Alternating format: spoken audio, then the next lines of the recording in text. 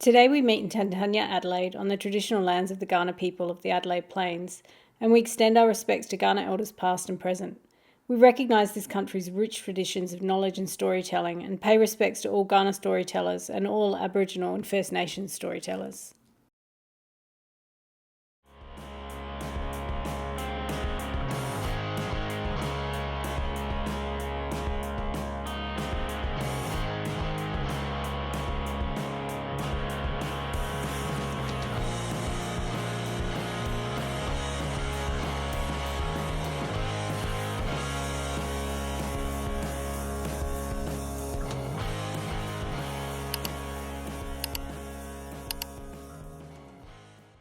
Welcome back to Amy and this is Climate Fiction Month, and I'm here with my co-host Payton Hogan. Getting off to a good start, Payton. Co-house here. Co-house in the house.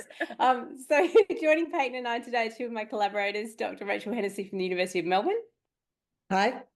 And Dr. Alex Cothren from Flinders, where Payton and I are also housed-homed in the house. Hey, co-houses, how are you? Lovely to see you both. Anyway, because today's episode is about, I guess, our research together, Rachel, Alex and I, we're going to hand over to Payton to kind of drive the bus today. Scary. Scary. This could go anywhere. Payton writes the best questions, by the way. I'm hoping there's some unhinged questions at the end for us. Oh, I'll have to come up with them. I You feel will, like everything quickly. I wrote was so serious. Do you know Cli-Fi does that? Cli-Fi gets everyone deadly serious. Yes. I was writing the episode description ahead of time and I had to put in there. It's not going to be all doom and gloom, people. It's a fun end of the world. It'll be fine. Yeah. So to tell you a little bit about our co-houses today. So Alex Cothren is a lecturer in creative writing, as Amy said, at Flinders University. And he's a savant of satire and short stories. And he's got an upcoming anthology titled Playing Nice Was Getting Me Nowhere that's going to be published later this year with Pink Shorts Press, which is super exciting. You can basically find his short stories everywhere. I thought about finding like the most recent one, and then I got too overwhelmed because there are too many. And Rachel is equally impressive, also a lecturer in creative writing, as Amy said, at the University of Melbourne. And she's an award-winning author of 5 novels, and recently she published the conclusion to her YA dystopian series, The Burning Days. Would you describe that one as climate fiction, that series? There's a beginning question. Yeah. Ish. Ish. Yeah, let's just say ish. I mean, it's supposed Yeah. to be climate fiction. Yeah, I guess so. And I read it that way. Yeah. I read Me the first too. one. And some of your short stories, Alex, have been climate fiction, would you say? Yeah. But they're not just writers of climate fiction. So the reason why Amy wants me to steer the ship today, again, terrifying, is because Amy, Alex, and Rachel have all been collaborating on climate fiction research for some time now.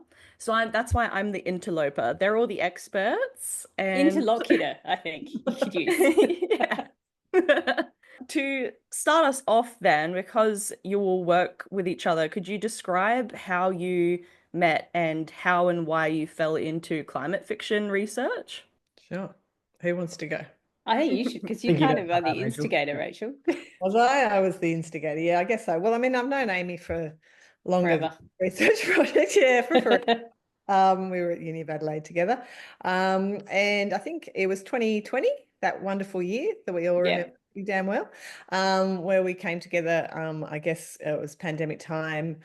We just came together to kind of chat and I reckon we first had our meeting just before things really kicked off, because Rach had moved back to Adelaide briefly to work at University of Adelaide.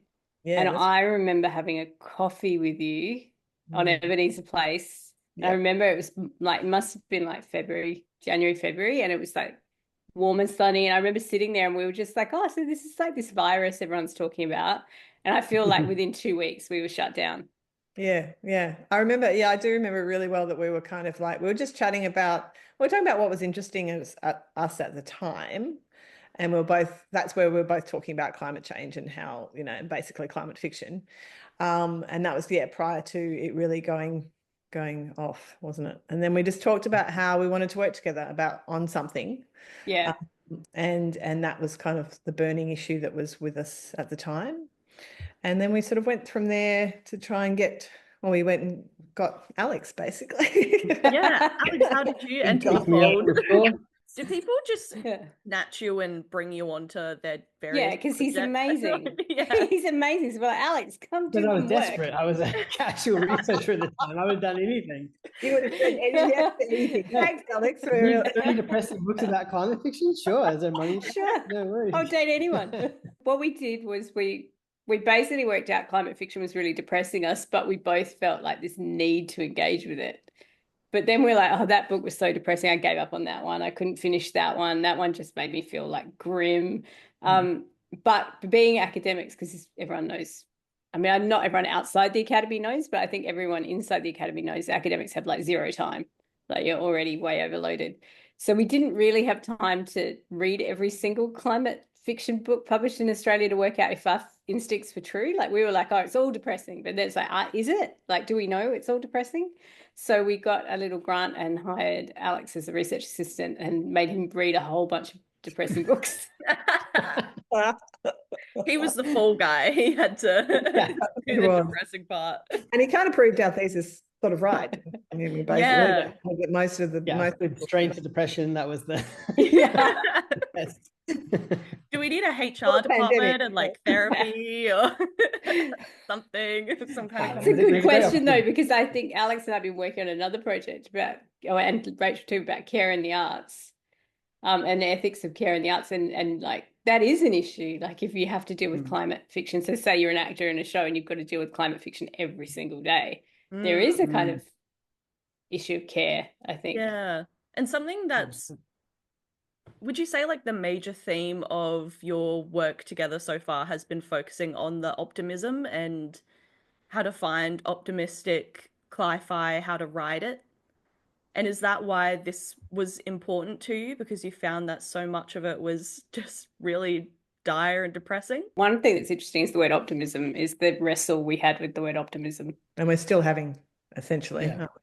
And I think what we found, and I mean, even, talking now and having a laugh, that was kind of one of the, I guess, the ethos of our project in the end was that, we really did feel that people coming together and talking and kind of being there to support one another while dealing with quite depressing realities, or, I mean, we talk about it as a sort of dystopic future, but of course, it's actually here, and of course, many peoples, or Indigenous peoples in particular, have already experienced the apocalypse. So, it's this kind of idea that basically people coming together is a really important part of the methodology. Because I remember at the time, as well as reading all the depressing books, I was also doing, your standard literature review around climate change and various things. And along the way, I remember I discovered articles that were kind of about the mental health impacts on activists and scientists that have to, as you said, similar to an artist that has to do the play every day, they have to think about this thing every day. And it was interesting that one thing they all had though was that they were doing it together. Like those scientists and activists work in groups. You don't do it alone. But writers do. That was the thing we straight away talked about. It's like, all these people written these depressing novels by themselves, essentially. I'm sure the editor comes in at some point, but for the most part, it's 2-3 years of staring at this thing by itself. And so straight away, that was something that we're like, okay, that's a problem in the writing space. That reminds me actually of something that I heard.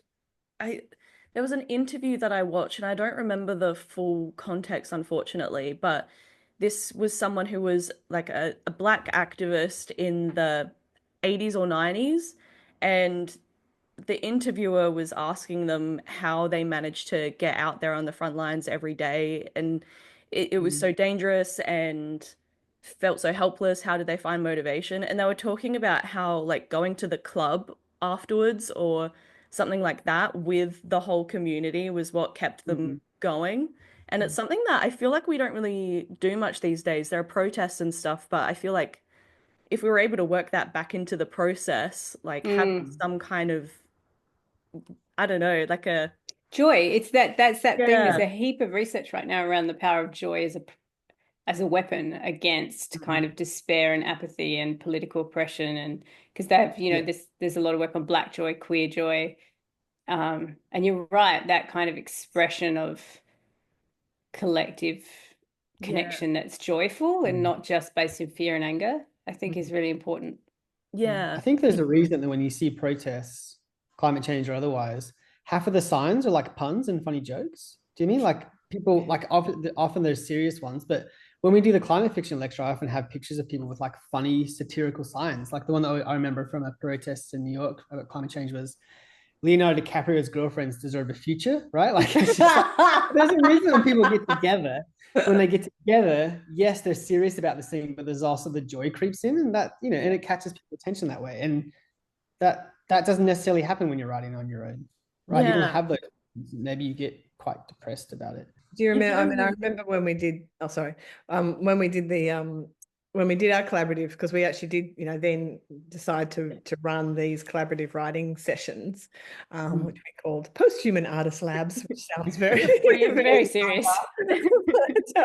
but it was really just a coming together of lots of people to write, and we tried to do this thing where we actually wrote collectively. So we wrote into the same document at the same time. And if you remember that in that first, when we did it for the first time, everybody went silly. Do you remember? Yeah. We had Right. kind of Yeah. people were writing about cookbooks, that would be how to, 20 best ways with cockroaches. And really kind of quite darkly humorous, I guess. And it was definitely a way for people to cope. And I suppose it's not the same as sort of just dismissing it, but it's sort of finding a way to deal with it without it kind of making you just feel like, oh, I don't want to think about it. I can't remember who said it. I feel like maybe it was Stephen Colbert, but talked about how fear and laughter don't really exist at the same, like the laughter drives out, it breaks the tension of the fear. And I do think there's a bit of that, of like that tension breaking going on all the time. So do you think optimism, as you said, it's kind of like a tricky word, but can it look like this then? Kind of dark humor, but it's still cathartic and it's still driving out that fear just because you are laughing? Yeah, how do we feel about the word optimism? I will explain that to people listening or watching, that there was a kind of discussion of the word optimism, that it got kind of co-opted Right. by conservatives. I think it was resilience. Resilience was the one. Resilience, yeah. There was a few of them. I think that was like that's there's a a kind liberal of thing. yeah. I think we steered away from resilience because of that. And then we kind of went towards optimism. You have to cut this out in a second. My dog is moaning at the door. He might be hearing it, so I'm going to chuck him in the back. Oh yeah, we can cut this bit. Although I quite like these bits in podcasts when you just see people in real life. Oh, it's a dog. So if it was in the road or something apocalyptic, it'd be like, my captives are just moaning. Hold on, let me shut them up. Before I cook them for lunch. I was thinking earlier, I'm going to be a bit screwed if my cat comes up and tries to lick the butt of my plate, because I'm going to have to show everyone that I'm actually wearing pajamas. I mean, you're the one who's well, Kiss is pretty good. Good pajamas. It's 10 a.m. Come on. Yeah, come on. Oh my God, you postgrads. Everyone, when I'm like, I need to organise a meeting, and everyone's like, not before 10. God, I'm up at 6:30 every morning. Old people, Rachel, we're old. It's like the thing about old people, they never sleep. Then they're in bed by 9 p.m. hours left in the day. Well, we're talking about the opposite of the question. Resilience and optimism.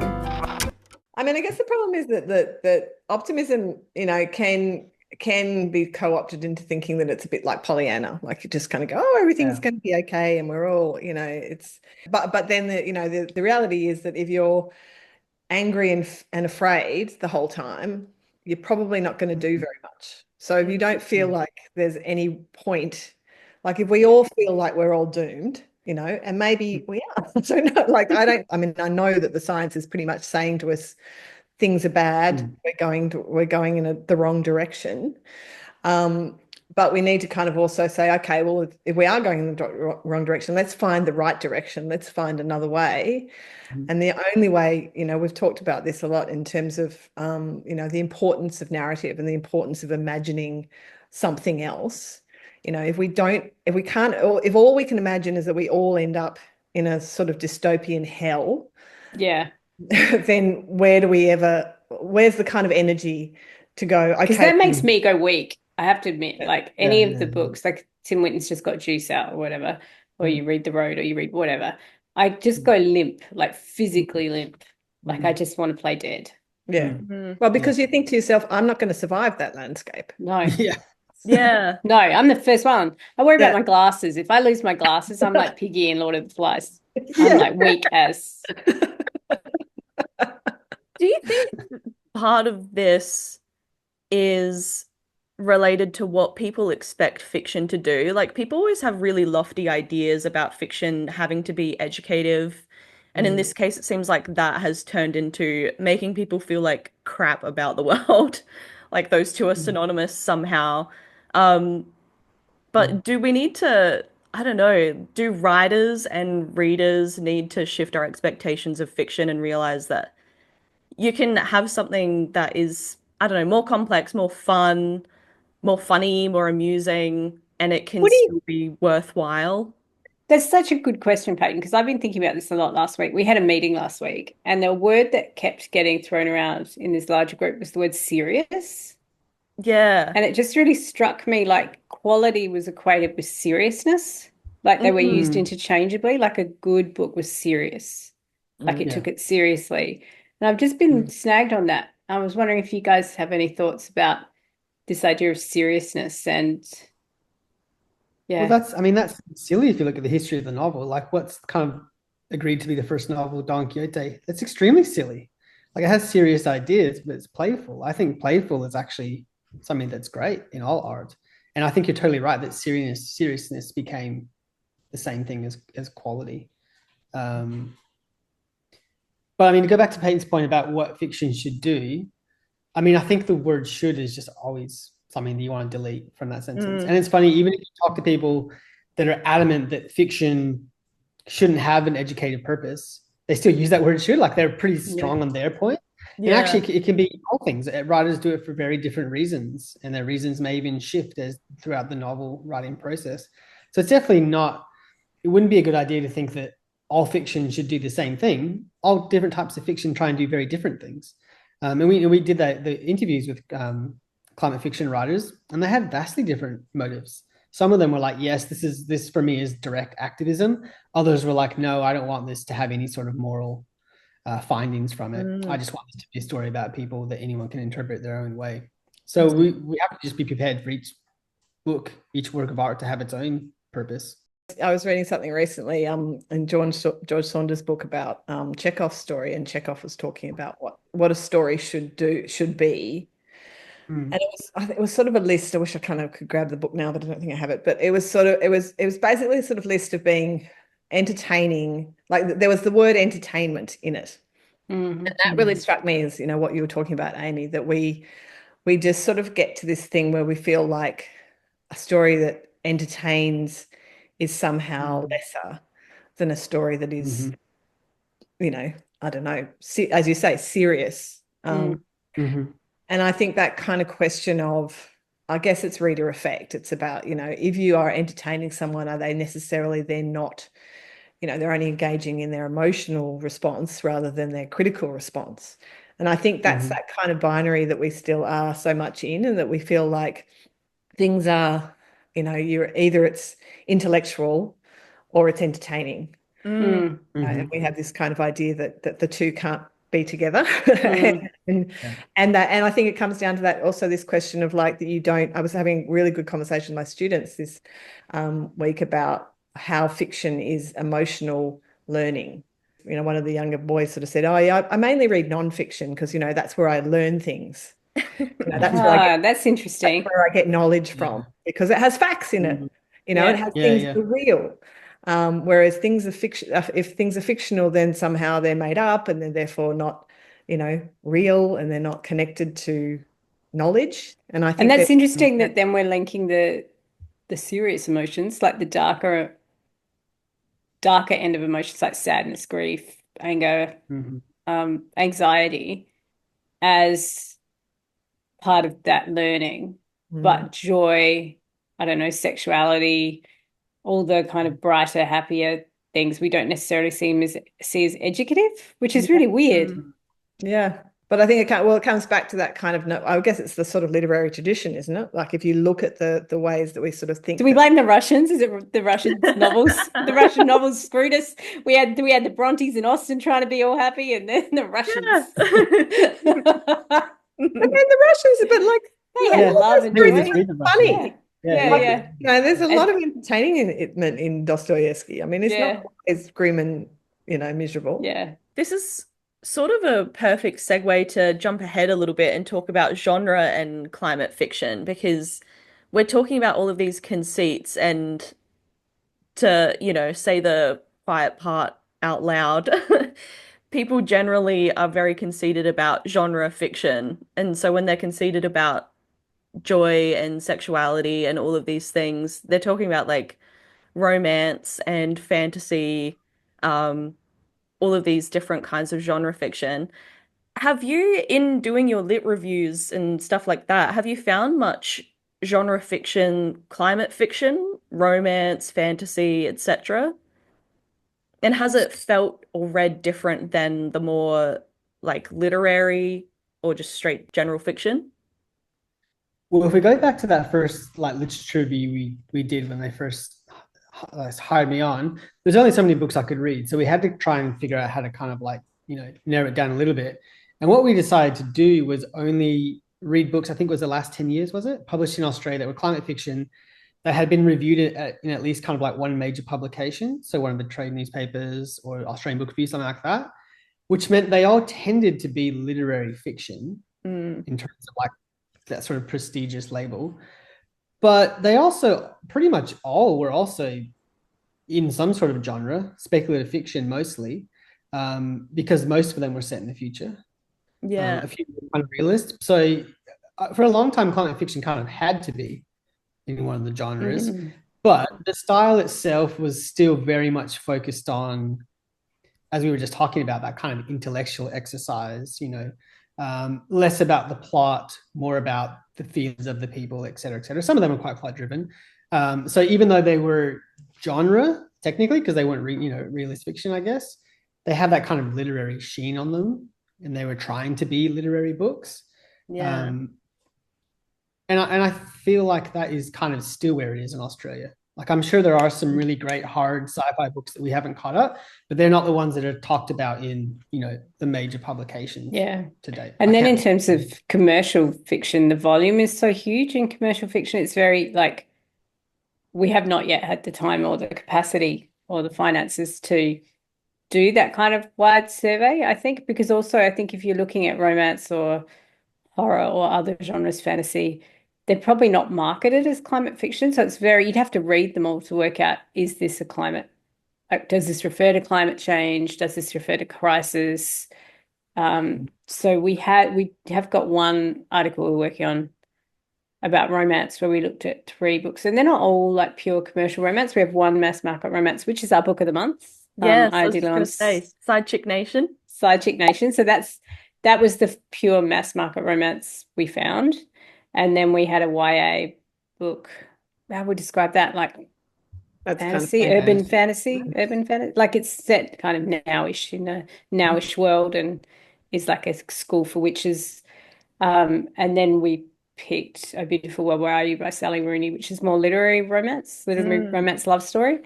And we kind of looked at how they worked. But I mean, I think that is a question, Payton, that's so open still, of how are different genres conceptualized in climate. I think all of them are starting to get into it. I feel like no author can kind of stay away from it anymore.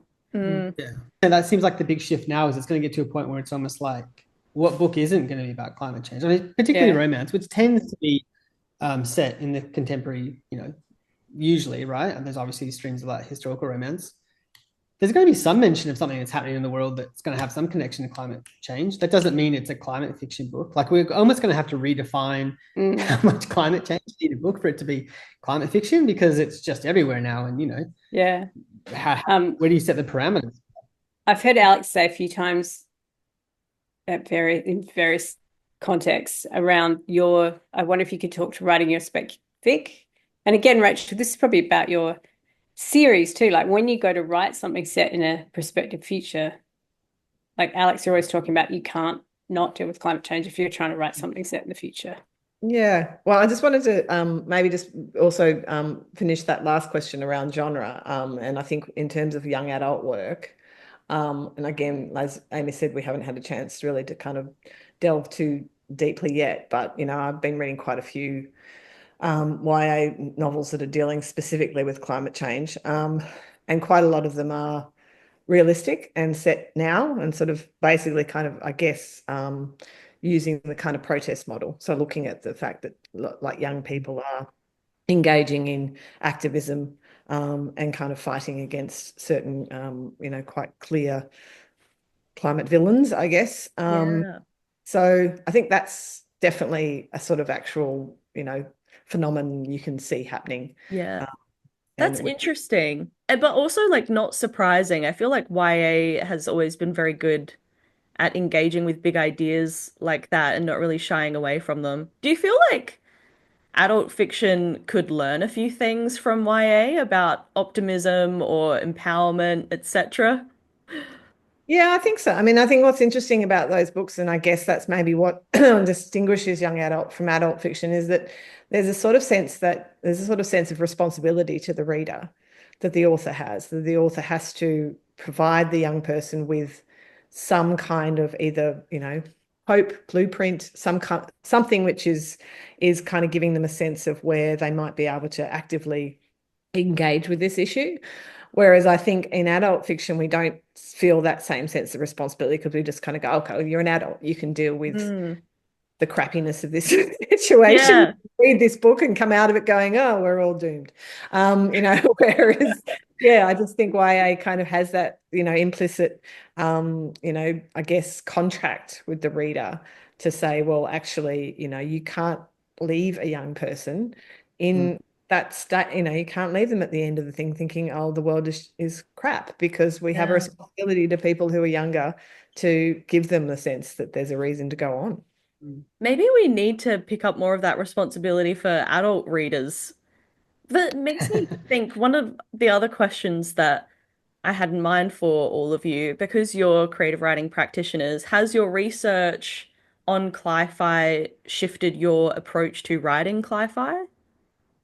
This is a good one for you, Alex, to go talk about your short stories. Like we were, yeah.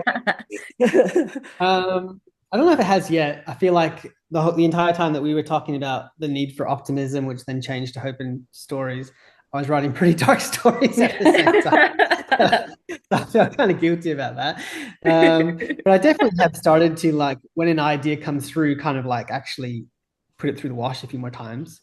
But the challenge, and we've talked about this again and again as well, I don't think it's just that people should write more optimistic stories and they're not doing it because I think it's just really hard.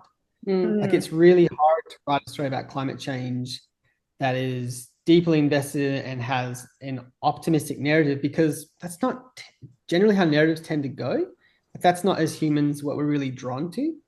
Like, as much as we would love to see a climate fiction novel that is just this slow, steady novel of the world getting together and fixing this problem, would it be that interesting to read? And that's where I think we have been talking about genre, right? Like, if you can transplant a different genre, like a romance, the conflict isn't the climate, it's the couple. Yeah. Or like if you can do a family saga, or if you can do, I don't know, like a crime fiction or a spy thriller, or if you're implanting a different plot structure on it, the climate doesn't have to bear the conflict. And that This is feels extremely very... nerdy. We can't really start talking about Don Quixote. But my wife and child have been around, so have been away. So because I'm feeling lonely, I've just had like movies on the background. I've had the entire like Avengers, all the Avengers movies in the background as I worked. And the other day, Black Panther was on, right? And Black Panther is partly set in this place called Wakanda, which is like this made-up African utopia. And I was thinking about that today because the actual, like, Marvel would never make a movie about the slow gradual process they must have needed to build this African utopia up, because that would not be an interesting movie. But it's there in the background, and there's a whole different conflict that's happening, but at least you get to see this place and be like, wow, that looks amazing. Okay, now there's some monster, let's go fight it. And so, just as Amy was saying, I wonder if that's kind of the path forward. Like, we can have these worlds that show optimistic or hopeful futures, but maybe it's also just a rom-com. It's just someone falling in love, and that's there's other ways to generate conflict other than I guess fixing it's like Star Trek, right? Like it has Yeah. this optimistic future, but actually it has these little plots in between, these action adventure Exactly right. stories that you're watching. Yeah. But I guess the question would be then, does that make it climate fiction? Mm. Because what is climate fiction, what is right? climate fiction? But then, you know, also you could argue, and this is what I've been thinking a lot about because I went and saw Michaela Saunders talk last week, and she was talking about First Nations speculative fiction. And her argument is, of course, that all First Nations stories were climate stories because you know, the traditional cultural stories are all about country and about connection to climate. And responsibility, right? Yeah, and you know, and climate change in the sense of, you know, life giving to climate change, not necessarily life destroying climate change, because of course, you know, the climate is always changing. So I think there's sort of like that question of yeah, if it was just a sort of background thing that we've sort of solved it all and we're sort of living in this utopic, and then we have like, is that climate fiction? Because it in essence it's not really drawing attention to the relationship with climate, which I guess is what we sort of think climate change is, climate fiction. Well, then extending that, I was just thinking, I did an event the other day and someone just said she found it interesting that all my books, like all these trees are named and all these plants are named. But I was thinking about, is the flip side of the apocalypse close attention? I mean, does it move into eco-poetics and eco-writing and nature writing? Like, is that part of climate fiction too? Like if you move into the post-human and looking at non-human beings in this world and objects, is writing about them also an element of climate fiction? Yeah, I would say definitely. It's interesting to think about like the First Nations people's context and stories about country. Do you think climate fiction then can exist in any context? It's not specifically happening because of the current state of global warming. It would just look different in a different world. Stories about climate. Interesting Well, I think question. it's telling that Westerners have only come up with these stories when it's like the word at the last minute, right? Like that's pretty telling. Whereas a different culture would start telling these stories before the thing got bad. It's a very Western thing to the last minute be like, oh, hang on, we got to pay attention to this now. Let's figure it out. So that's pretty telling. Yeah. And to kind of imply that it's this new thing, you know. Oh, look. Yeah. And packaged and consumed, right? Like it's a commodity as well. Yeah, it's now become a market as well. Although I suppose we would also argue that lots of publishers don't want to label anything climate fiction because it has become so troped that, you know, people don't necessarily want to read it. Yeah. Is there anything that you've learned throughout your research that has been unexpected or surprising? Anything about climate fiction that's you didn't know before or that you've been stewing on? I've got a sideways answer, which is I had no idea I'd love collaborative writing as much as I did, like live collaborative writing. Oh yeah, actually, I want to ask you about that. How do you do that? Is it like co-writing? You go back and forth, or each have a different role, or who wants to explain it? Really high tech. It's some website whose name I can never remember and have to research every time we use it. Oh, it's just like an online website. Kind of, if you think of Google Docs, but like simpler, that's what we've used. And it's just anonymous, so you don't know who each other is. Oh, and cool. you just write into the document. And I can't. We set a few rules, didn't we, when we first did it? What were the rules we set? We set a time limit. Like there was a time that we all had to be there live at the time. So we're all here like this. And then it was you didn't argue with anything, you kept moving. People could play in each other's sentences, so you could just do anything you want. Like it was anarchic, really. And it was egoless. Like it was really interesting. But we wrote this one short story, which I actually quite like, that we've not published. But what was really interesting was seeing after a while you couldn't tell who wrote what. Like I would, in the moment, I'd be like, oh, that's definitely Rachel, or that's Alex, but then afterwards I wouldn't be able to tell you what I wrote or they wrote, or because we'd all be in every single sentence. And it's interesting to see plots emerge and characters emerge, and it was interesting to see when emotions got dark, how the others would push it back up again. Yeah. This is so interesting. I never heard of writing this way before.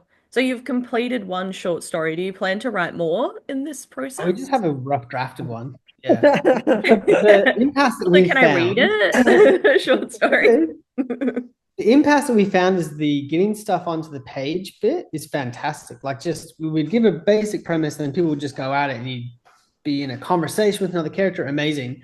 But then eventually it needs to be edited. And then you kind of can't be anonymous anymore. So that's the bit where we've got stuck. At some point you need to kind of say, you have a short story and there's like a few great scenes, but then there's one person's writing a completely different angle on it. And at some point you just can't put that out in the world. You have to actually hone it down. And then all of a sudden you can't be anonymous anymore, probably. And then your egos have to come back into play, and all of a sudden you're individual writers again, rather than just kind of this collective hive mind. So that's the bit we haven't got over yet. And then we did have a lot of discussion around maybe the value of it isn't in a final product. Maybe actually the joy and value of it is in doing it. That actually the activity of it is, how like we're just in a capitalist system where everything is quantified by the end result. But actually, if you just go play a game of soccer with your friends or have a hit of tennis or like go do a physical activity that makes you feel great and has given you some kind of health benefit, and that has value in and of itself just as an evanescent activity. And so I kind of wonder if this is partly the value of this is just in the doing it, not necessarily the sending it widely into the world. I love that analogy. We should use that more. Okay, we should write that down. Yeah. Get a transcript of this.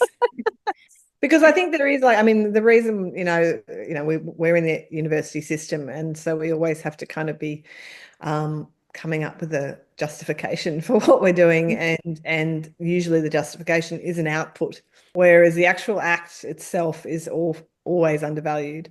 And I think you're right. Like that is it is a bit like going and doing something that's just, it doesn't have to be, don't have to be training for the Olympics. You can just go and have a game, do something that kind of connects you with people.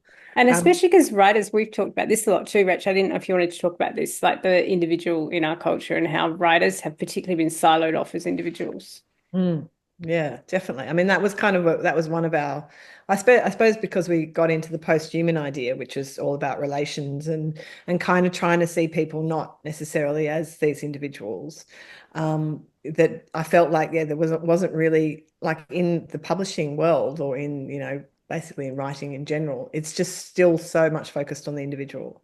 It's still so much about the individual's production of a text. And I mean, obviously there's been lots of radical interventions into that. And, there's a lot of kind of history of experimental writing and things which are much less about the individual. But I feel like particularly in, kind of mainstream, I guess, writing, you don't really get a lot of that sense of collaboration or doing things, with others. I always left those sessions feeling really energized and happy. Like I just felt, even though we'd be writing, we wrote about chamomile. Payton, we wrote about chamomile. That's sweet. It was lovely. Maybe we picked something calm. It reminds me so much of when you would play as a kid. Like it's all completely improvised. Maybe you would have a premise. We're going to play this game, but then you're just improvising the whole time. Yeah. That's a great analogy, Payton. It's kind of like when you're playing like make-believe with your friends. Like I used to play like X-Men with, and they'd be like, no, then Rogue says this. It was kind of like that. Like you would just. Who were you when you played X-Men? Who were you, Alex? I was Gambit. I'm so nerdy now. Let's talk more about Don Quixote. But it's interesting, Payton, what we just described, that collaborative writing process, that was our second attempt at it. The first attempt was actually in the room with people, and we did have a Google Docs document up on the screen, and it was still anonymous. But even just the sound of other people clacking the keys, and you could kind of figure out who was doing it when, kind of froze it up. Like people did write funny things about cockroaches cooking, but some of the then people there was an audience. I thought the Yeah. audience was interesting, that you could see some people were cracking jokes on the screen and they really liked when they got a laugh, and so they'd keep doing it. Like it became more of a performative thing. Yeah. And then some of the writers actually talked about how they found that too much pressure. To try and then be funny, So, and some people couldn't divorce their selfhood, right? Like that's that idea of the individual. Some people in our initial groups, and we've done it at a big conference too, and there were people in that room too who felt the same way. of like, oh no, I can't because that's my personal kind of vision or artistic. Like it was like you couldn't play in two modes. Whereas I think what I found freeing was letting go of all that, like that construction of selfhood and voice. And you realize you can play with other people and have a shared imagination. Yeah. Yeah. I think in that the one that we did in Canberra where we had some high school students, high school students just absolutely went with it. And They were great. because they had no ego around it yet. But I think what's really interesting too about, I don't know whether this is a general thing yet, but when I talk now a lot about subjecthood and identity in some of my classes, I have quite a lot of students who are very post-human in the sense that they're kind of going, yeah, no, I don't see myself as this one thing. I know that like when I go somewhere, when I'm performing, like very aware of the fact that your sense of self is so determined by who you're talking to or what situation you're in, and, not that you have this kind of fixed idea of your identity. So I think that's really interesting. I think there is a kind of something happening with younger people to kind of be aware of the fact that maybe they don't have to construct themselves in this way. I think a lot of us older people are still kind of like, yes, my writing self is very precious and I can't put that crap into the world. And purity. When we had that about purity. Canberra Payton, we had that, we trialed the collaborative thing in Canberra at a writers conference. And when people came into the room, and when we announced that this was going to be a collaborative session, not just a panel session, one guy, an older guy in the middle table, just went, "Oh no!" He left. It's really confronting for some writers. Hey, which is weird because screenwriters do it all the time. They're like, "Okay, you two go off and develop that script, just bouncing ideas off each other." It's totally normal. But in writing, it's just so abnormal that when someone does it, it's a huge story. Like someone like Christina Loren, it's just so fascinating to people that happens, but so common in other artistic forms. It was funny. We had a couple of very cranky people in that session too. Just took issue with everything. You want me to do what? Calm down. You're not married to this. It's just an hour. It's just an hour of your life. We won them over, remember, Amy? They did. They loved it by the end. Like, oh, we really enjoyed that. Well, I found it surprising how much I enjoyed it. Like you kind of like, oh, yeah, I'll try this. But it was, I don't know, it was almost addictive. And I think it comes back to that community thing. Yeah. I don't know. It was great. I loved it. It sounds like I really want to do it now. I want to try it. Is there a limit to how many people can be involved before it gets too chaotic, or is... Well, that one at Canberra there would have been about 20 people in the room, wasn't it? Yeah, I reckon. Oh, yeah. We can try it. We'll do it with you, Payton. Yeah. We should have been doing it this whole time instead of... Yeah, that would be amazing. We could just live stream that. Well, there's an activity for everyone this month, Cli-Fi month. Get on that website, whatever it is. We were permanently afraid that it would just shut down because it was just this random website. Like, we were terrified that we'd start a session and it just wouldn't be there. I'd be like, It's interesting that you're stuck at the editing part, because is it the kind of thing that you can just leave messy? Or do you think readers would be really distracted by it? I mean, I would be fascinated if you could actually just continue anonymous until it feels like it's edited. And just be like, eventually this needs to be a story somehow, sometime. We all know that. Feel free to chop things. I don't know if you'd ever or not. I think we could do it. We just haven't been able to time. Amy's just too busy.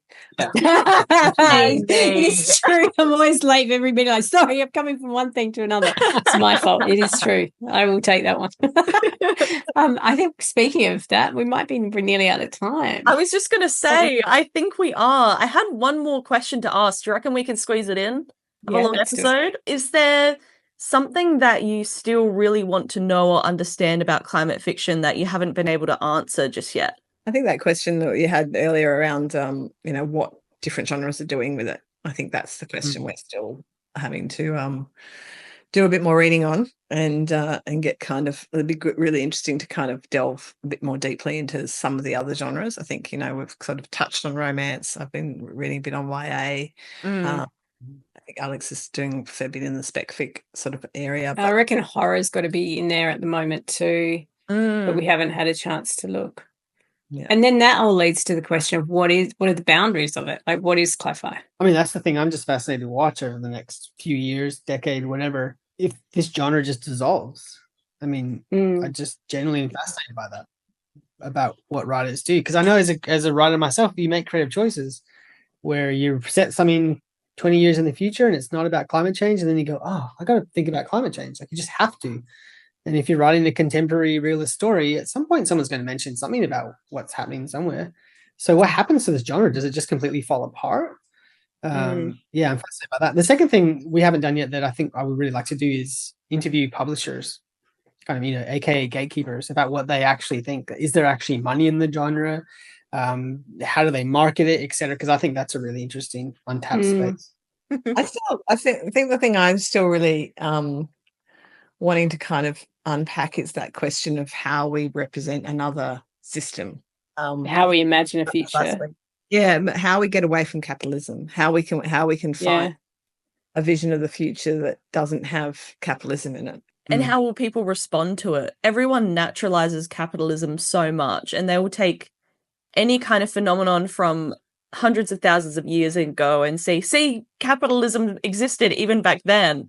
It's like, no, you're just interpreting something from your... And our current version is such a hyper unregulated capitalism. Like, it's not the only version of capitalism too. I think we've fallen into thinking it has to be this. But if you look back at like mid-century Australia kind of socialist democracy, it looked very different from this, but it was still a capitalist system. So yeah, I think we're really snagged on not being able to imagine a future any different than a hyper-capitalist techno culture. Yeah. But maybe collaborative writing like that will actually help, because if really all you need to do is bring everyone's knowledge together, then surely you would come up with something. And maybe even optimism could help. If you're able to feel hopeful while you're collaboratively writing, then that could shape whatever you imagine and make it something, I don't know, kind of invigorating. And it brings us back to your point, Payton, which I think was good about joy, about it's like writers getting together and dancing on the page together, right? Yes. In the club. In the club. I think just sort of actively working against cynicism. I think somebody was saying in our larger group last week, that, how she just felt that cynicism is just not a useful thing. And that we've fallen into it too much. Very privileged too. Like the privilege of cynicism. Like, that's why, just segueing into our book of the month, for those of you who are going to join us for book club at the end of the month, I did it on Sidechick Nation. It's kind of about characters who don't have the right to be cynical because they're having to live with the effects right now. Anyway, thank you. Thanks, Payton, for hosting. You're a great host. You should just host every single interview ever. No, that's okay. It's a lot of pressure. But anyway, thanks to Dr. Alex Cothren and Dr. Rachel Hennessy for joining us. If you want to look up our research, you can find it online. Just look up Rachel Hennessy at the University of Melbourne or Alex Cothren at Flinders University and go hunt through their publications. You'll find them all. And also Rachel's latest book was, do you want to tell everyone about your latest book?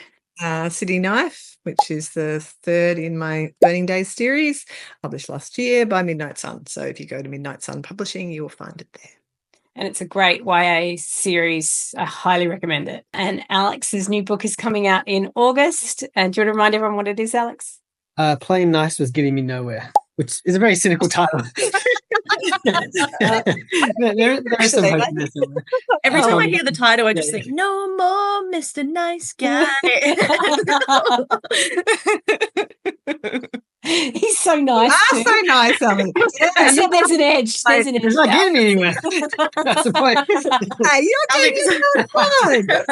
He wears a leather jacket one time and thinks he's a bad guy. Come on, Gabbett. All right, everyone go on and pre-order Alex's book from Pink Shorts Press so that he's like, it's paying off for him, the nice guy thing. We need more nice guys in the world. And thanks for joining us, both of you. Hopefully we'll have you back on soon, maybe when you have a book out and we want to talk to you about your book.